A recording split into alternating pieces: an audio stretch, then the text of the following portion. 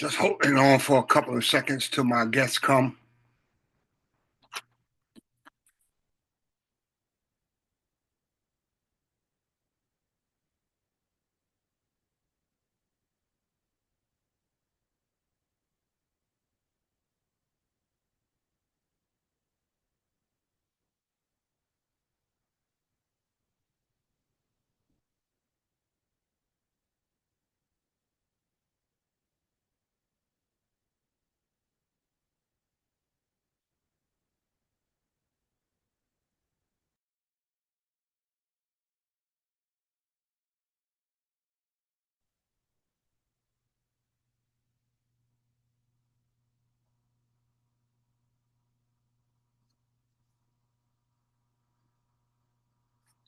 Hey, my brother. Assalamu alaikum. Can you hear me? Turn your volume on.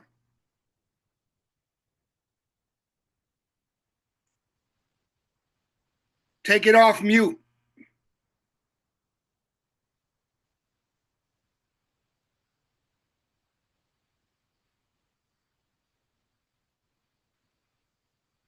Can you get it?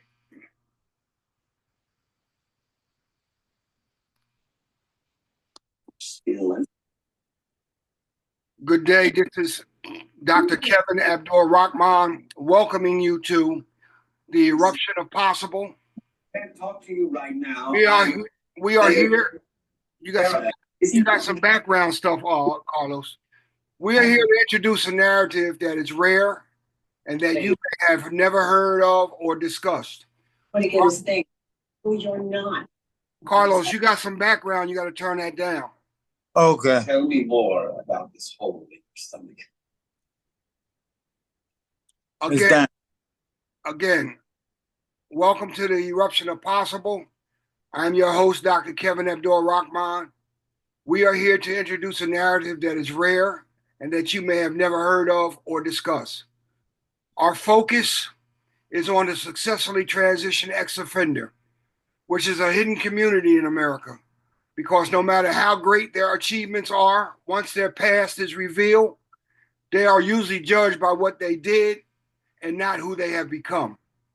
We would like to create a new narrative that illustrates these people as fathers, mothers, as breadwinners, as citizens, as people who make the most of their second chance, and mostly as former practitioners of crime and violence who have discarded their criminal past to be a vital part of defining how we address the problems of crime and gun violence.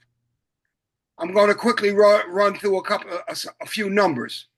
The Bureau of Justice estimates that more than 600,000 people are released from state and federal prisons in the United States each year. Additionally, about 9 million people are released from local and county jails annually. With more than 23 million ex-felons in America, only 2.2 million are actually incarcerated. In a study by FWD.US and Cornell University, nearly 1 in 2 American adults has an immediate family member who is currently or has previously spent time behind bars. We probably can assume that the rate in Black and brown communities is even higher. According to a study by the RAND Corporation, 3.8% of small business owners have a criminal record. More than 1.7 million are employed by them. Within the group of business owners who have criminal histories, approximately 433,000 have a history of felonies. This is the narrative we want you to reflect on, the successfully transitioned ex-felon. My guest tonight is my brother, Carlos Ramsadine Terry. Welcome, my brother, to the Eruption of Possible. Assalamualaikum warahmatullahi wabarakatuh. Bismillah. Let me turn speakers down a little bit. I have my speakers a little loud. Yes. Bismillah Rahman Rahim. Alhamdulillahi Rabbil Alameen. Rahman Rahim. Alhamdulillah, my brother. Go ahead. Yes. We are open. To start, I want you to let me start by asking you to give us a brief history of your personal journey, not just when you were incarcerated. And I understand you spent 30 years in the federal prison system. Am I correct? Exactly. All right. Give us your journey from childhood all the way through in a quick, brief moment. I was born in the beginning and raised down North Philly. Mm-hmm. In 1953, my mother had me. We lived down at 8th and Diamond with my mother, my grandmother. And what happened was, because of trash and rain, it was the rainy season, Mm-hmm. was trash and debris was being thrown in the sewer holes. The rats came from out the sewers and were into people's homes. Mm-hmm. So one visit our home and climbed in the baby carriage where I was at from the crib, and it began to eat me alive. And I screamed, holler. I like to say I was fighting for my life. I hit him with a jab or hook and uppercut. But my mother came in there and she wasn't having it. She seen how big that rat was, but she grabbed me out the crib and ran me to the hospital. And what ends up happening there is historical, because many children were being attacked by rats and stuff like that. I was fortunate. So, my mother complained with the city, and they at an early age they gave her a house in the projects. So the gang violence was vicious. There was in the valley, 21st and Susquehanna. Anyway, what took place was they wanted to recruit my mother's sons into the gang. And I told them I ain't joining no gang. I went across the street to school playing on them. And, we had an hour where they would rest us and put us to sleep and have a take nap time. So I went to the bathroom. When I came back, my cot was gone. So I had my first fight at that early age. You know what I mean? What was this, kindergarten? Yeah, it's kindergarten. Yeah. Man, I must have hit that joker so fast to have my cot, because I was questioning everybody who moved my cot. Yeah, I read in your book that they stole your cot and put a one with pee stains and pee odor in it. Yeah, I wasn't having that. Right. That's gonna make me look like a chump. You know what I mean, in the neighborhood. So I got with him, and what ends up happening is they recognize. They say, "Oh," they looking at me and my brother and my friend that my mother put us with, Reggie. But what ends up happening is they came in the neighborhood from out of nowhere, whole gang, and they say they want to give out some boxes. So I'm not boxing. I ain't boxing nobody. Well, you know what's interesting about what you're saying is that I don't know. A lot of people don't understand how early in life, coming up in Philadelphia and other urban cities like that, you have to prove your manhood, even at a early age, such as what you're talking about. I remember, and I tell people all the time. I remember I was born in North Jersey, and I moved to Philly when I was 14. Exactly. And the first day of school, before I went to class, the first thing I had to do was go into the boys' bathroom and box somebody hard to the body who I didn't even know. So people don't understand that part of that whole street culture is that so early in life we have to prove our manhood when we're not even men. They're gonna test you to see what type of person you are. They're looking at you, so they test you. So when you pass the test, he gonna join the gang. Right. But my mother came from out of nowhere, and she said, "Y'all not getting my sons killed." Right. So he wanted us in the gang. So my mother told him, he said, "Well, y'all got to move out the neighborhood." So she said, "We moving out the neighborhood," and that's how we ran up Germantown. Okay. It took us a little while, to get situated, but we moved up Germantown. So how soon before the lure of the streets really grabbed you? Well, what ends up happening, I was a pretty good runner.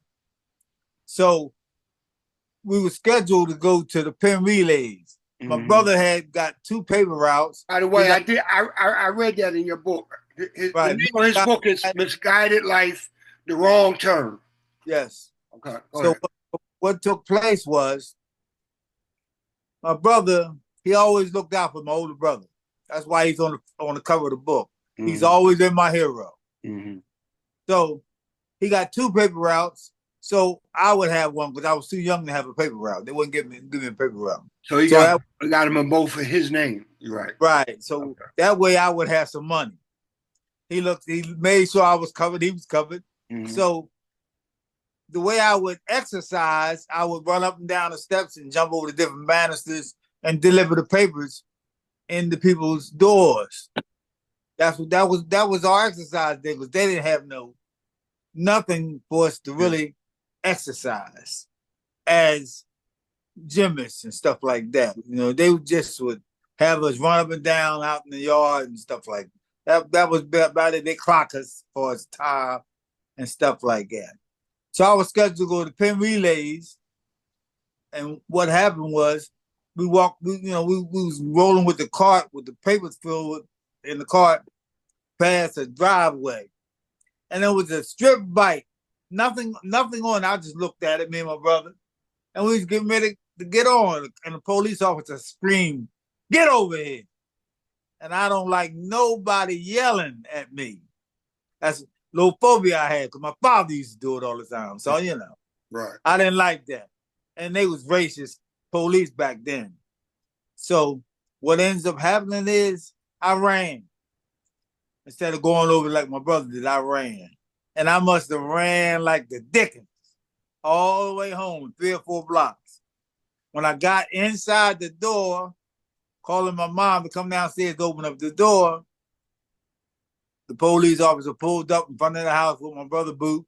I said, "Dag, man, he done told where we live at." So they assumed you was trying to steal the bike, the strip bike? No. They didn't even assume that. He was just yelling. Right. You know what I'm saying? Because they let my brother go. He went back and delivered the newspapers. But they kept me. Because you ran. Right, because I ran. He didn't like that. You know, he couldn't catch me. You know what I mean? When we get back, they had a big old conversation about them hurdling police cars. They said, "Man, this boy can run." You know what I mean? So you never ended up participating in the pen relays? Yeah, and that changed me mentally. That changed me.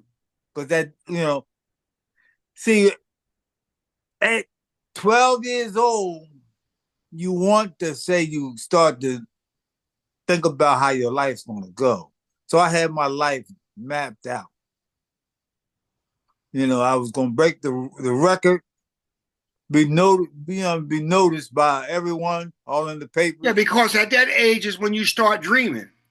Exactly. You start dreaming about your future. I can identify with that because I had a similar situation in basketball. Yes. When it looked like when my actually transition to the streets didn't come until basketball ended for me. Right. Or the dream of basketball. Right. So I understand. I can identify with that. Right. So, see what happens is being a child, your mind isn't fully developed. Yes. Because that's just one incident. So if I'd had a mentor or someone I could bounce things off of and explain that situation, he would have coached me along and helped me guide my life. Right. So, that's where I went totally wrong at in my life. So that's where, as your book says, that was the beginning of the wrong turn. Exactly. Right. Exactly.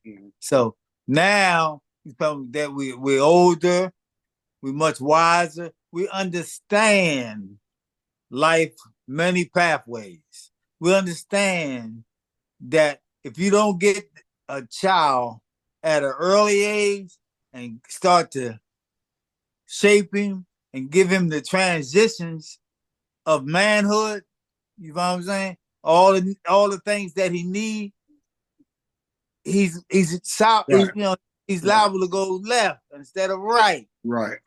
A And, lot of children make wrong moves. and on that note, one of the things when you talk about not having nobody to, talk to you or whatever, guide you or whatever, is that some things young people just aren't able to comprehend fully.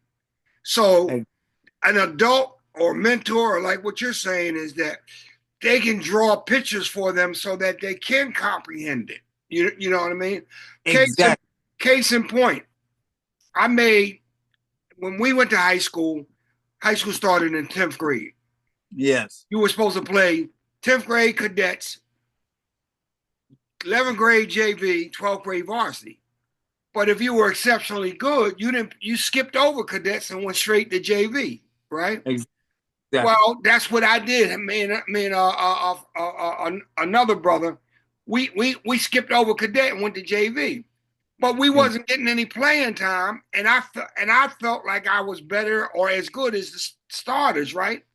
Exactly. What I didn't understand was they were in 11th grade, and I was only in the 10th grade. They were in the program and had paid their dues the year before. But if I had a coach or an adult, like you said, to explain to me, son, you got to wait your turn. You're going to get your turn. But I'm better than them. But it doesn't matter, son. They're in 11th grade, you're in the 10th. So I'm saying that to say that same thing you said. You definitely need that mentorship or guidance, because there's things you just can't comprehend. Right. And one of the things because I'm reading the book, one of the things you can't comprehend is being broke. Exactly. We ain't going for that. Right. And so what happens? You go to the options, right? What options do you have? What really happens to us, right? When we have no money, our minds begin to click on what we have to do to get some money. Right. We begin to decide to do the wrong things. I've done a lot of wrong things, and a lot of those things should have never took place, And I realized that, and I would like to ask God to forgive me. I like to atone for those things, and I hope that He forgive me. I'm a Muslim, and Ramadan begins next week, and I can't wait to atone for all my misdealings. And I think that's one of the things that's very important to growth and development, is to be able to accept where you were wrong at and take responsibility for it.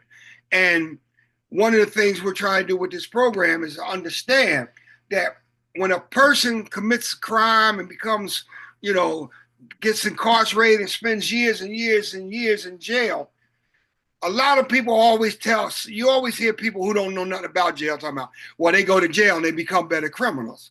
No, that's not necessarily true. What happens is you go to jail and you start reflecting on your situation and how you ended up like this.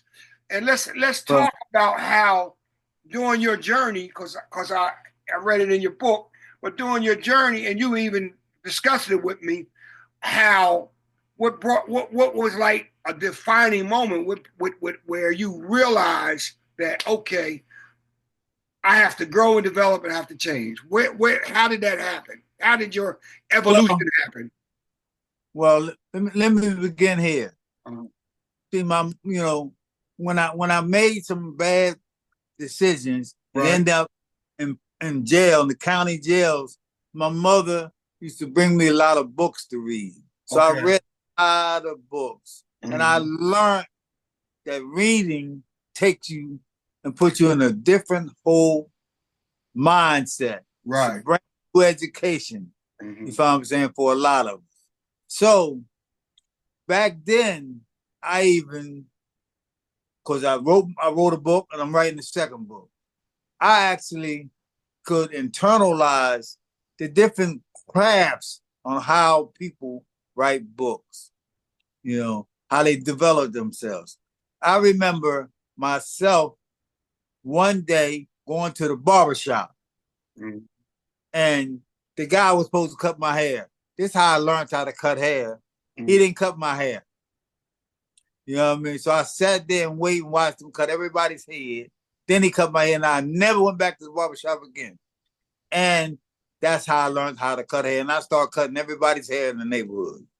But anyway, a lot of things happen to us. What happens is I took, and I wouldn't say I you know what I mean, I was forced because of being poor. I would say the lack of patience.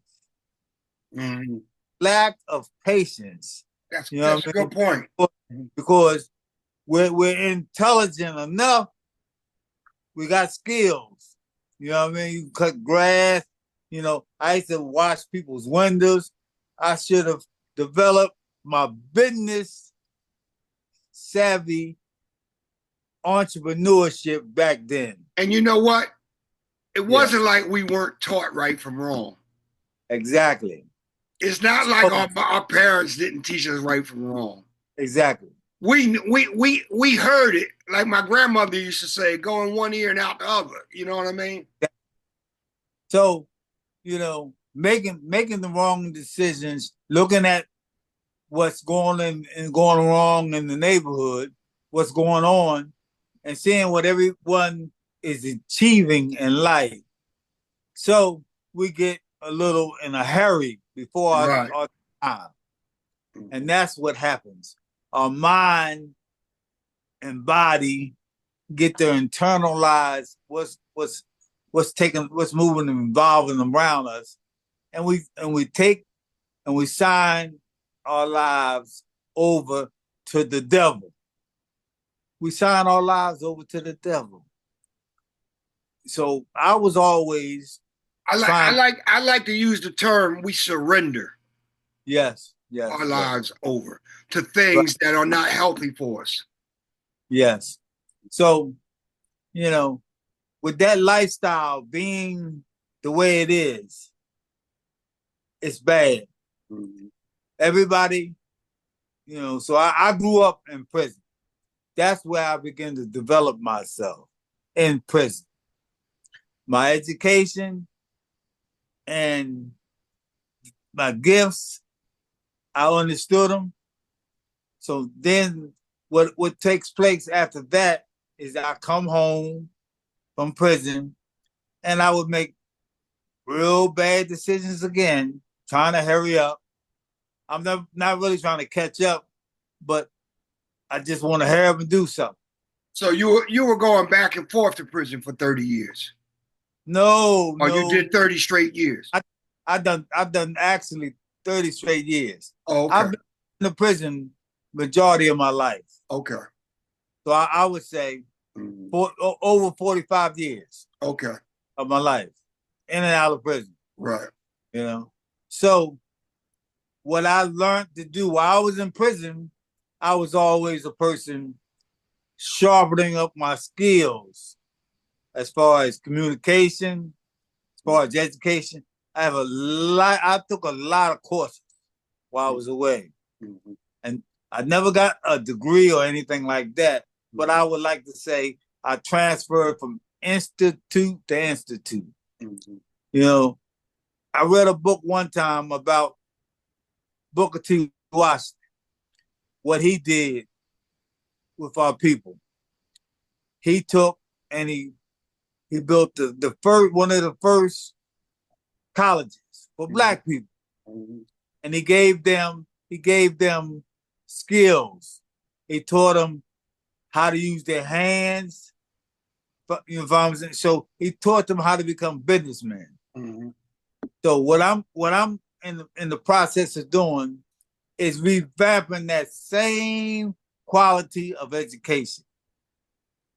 You know, that Booker T. Washington brought to the Black man, or the model. He created a model, right? Exactly. And all you have to do is follow that model. Right? Exactly. So, with that said, one of the guys that was from the neighborhood when I moved up in Germantown that used to go with us when the guys in the gang from Summersville used to go gang fighting. He was the number one, I should say, violence fighter. His name was Dave Richardson.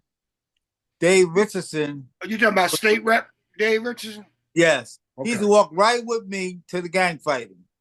And he said, no guns, no knives. That's what he would tell everybody. Yeah. No guns, no knives. Use your hands.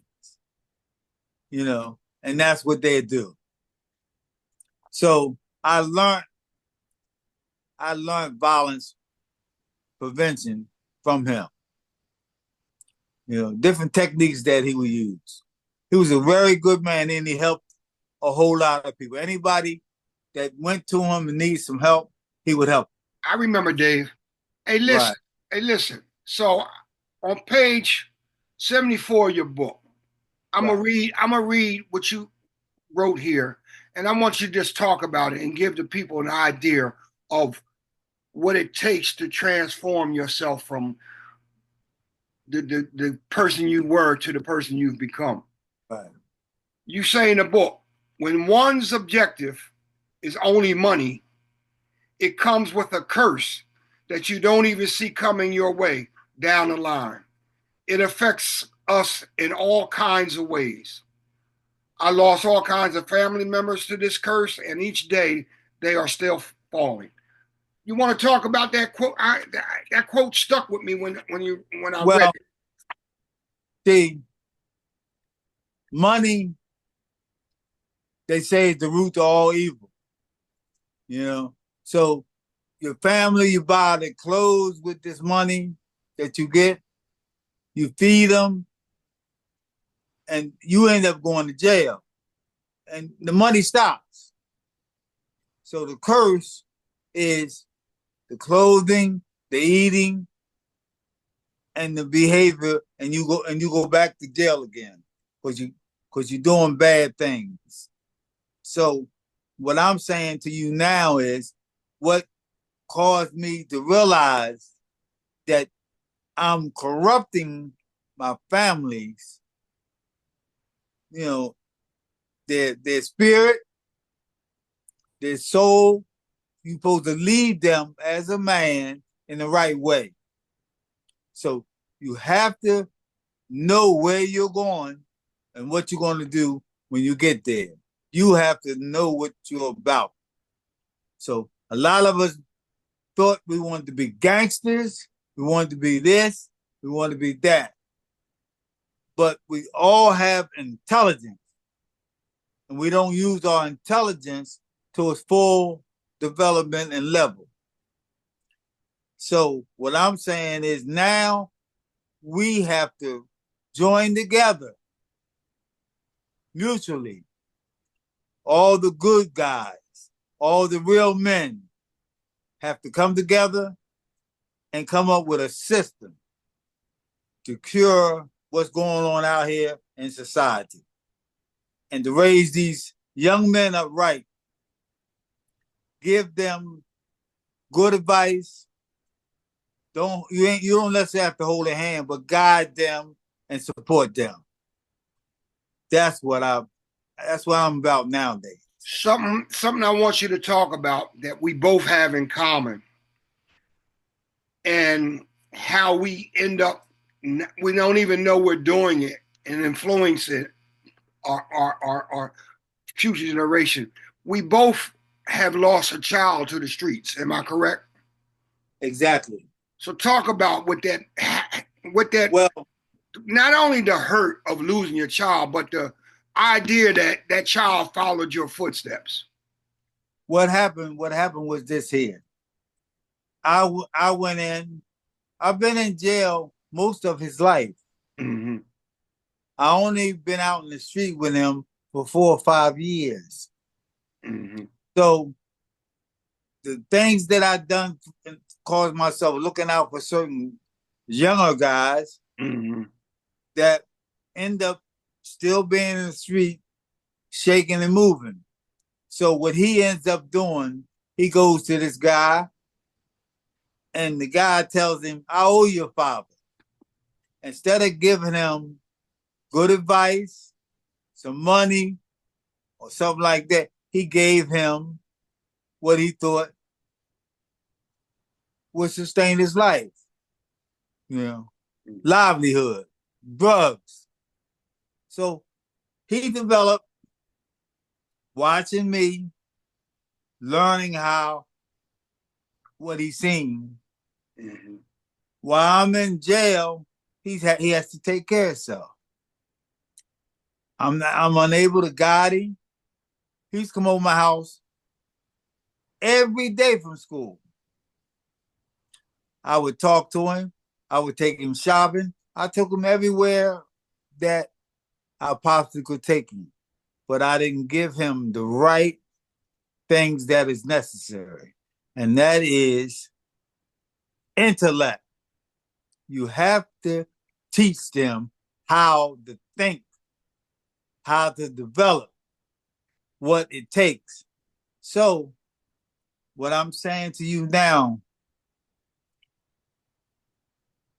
I really am very sorry that I caused him to follow in my footsteps and know that he was not able to control himself correctly out there in the streets. So he got murdered.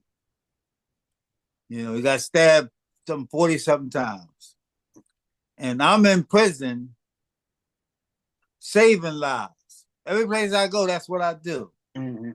Stop the violence. I team up with guys that are the leaders in prison, and we would form. Because I knew about structure. You would form coalitions, right? We would form. I would say like the senators and the congressmen from each state. Right.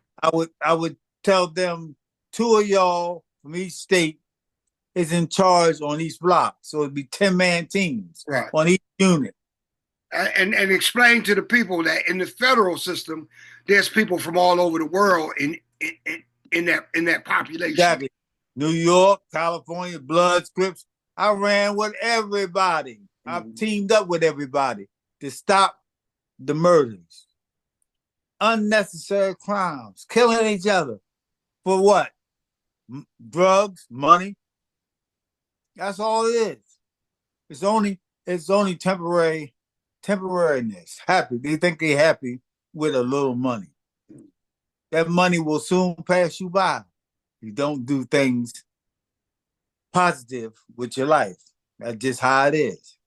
So what I would always do, I would team up with the warden, the chaplain, the people in charge of all the education, and we would mentor the children from out in the street coming to the prison, and then we would mentor the guys that's in jail through different educational programs that we would set up. We would try to teach them how to communicate. A lot of things we work with, like courage to heal, because everybody suffered from something. You didn't have no father, or you didn't have no mother, or whatever your problem was, drugs. Everybody had something that was holding them back. Some kind of issue. Everybody had some kind of issue. So we would discuss these things and teach them how to control themselves in these hardships, hard times. And that's what I did in prison the whole time. I educated myself. I hung out with the people that work with banks. I hung out with the people that started nonprofits. You know what I'm saying? I just went around searching for the proper knowledge for my mind. And then I always kept, my thing was time management. I always kept a composition book where I would write down things. Like, people call those, what they call those, journals. Right. I didn't use them like journals. I used them like things to do like a table of contents, like you writing books, table of contents. And I would develop different things, so I would use it like that. So that's what I want to instill in people on how to grab a hold of your life, grab a hold of yourself, and to see the things that you see, put it on paper. Visualize what you need to do with yourself. Don't just go around, because it's bad out here. People are jealous, envy, and they're not trying to really help you. They will hinder you if you allow it. So you have to really watch yourself, who you align yourself with. That's just how the world is. It's bad. Now something that I felt, and I don't know how to phrase it without, I'm not trying to sound arrogant, but the more I learned about myself and the more I traveled within and discovered let me put it this way, rediscovered my humanity, I began to feel very powerful also. Well, in prison, all the older guys used to come and ask me different things about other people that was incarcerated with us. Because they thought that I had a special gift. And it was called intuition. So I was able to tell them, so this guy, this is what he's about. And they would listen. So out here, intuition is a very powerful device. You have to know intuitively about who you're connecting yourself with and what are you connecting yourself with them for. All right, we got less than 3 minutes left. Yes. And what I would like you to do is, and I ask everybody to do this, what would you tell your young self if you could talk to your young self? Well, what I would tell my young self, that now that I have grown, if I would have went back, I would have been more patient. I would have made sure that I went to college. I would have made sure that I stayed out there to aid and help with my mother and things of that nature as far as family. I would have never went the criminal side. Right. I would have developed myself so I can help others. That's the main thing in life. You know what I mean? I'm a giver. Right. All the great people on the planet, the prophets, messengers, God, and all the great people, they're givers. Exactly. So I would want to give everyone. I love seeing people smile. I love seeing people happy. So all I want to do is give, and give in the right way. Teach people about financial intelligence, emotional intelligence, cognitive thinking. These are the things that we have to teach people. How to defend ourselves from saying, you don't want to teach them how to hurt no one, but you want to teach them how to defend themselves in case someone attacked them. And then you got to watch everything around you in your environment. When you go out there, once you leave your house, they call that situational awareness. Exactly. All right, Carlos, we got less than a minute, so I want to take this time to thank you, and I appreciate you being a part of this process. And let's get this word out. Let's change this narrative about ex-felons and make sure that people understand that we regained our humanity. You follow what I'm saying? We don't no longer have to be ignorant. Right. You know what I'm saying? We have to use our intelligence. Okay. We have to share ourselves in an intelligent fashion. Right. And we have to treat each person with respect. All right. And on that note, again,